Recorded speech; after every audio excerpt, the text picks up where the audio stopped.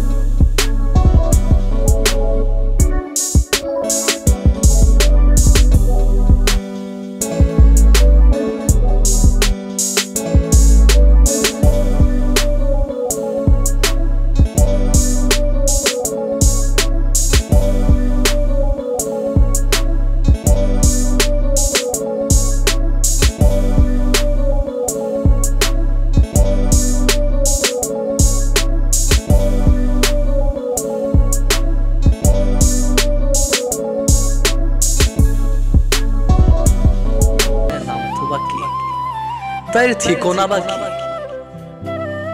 এখন জানো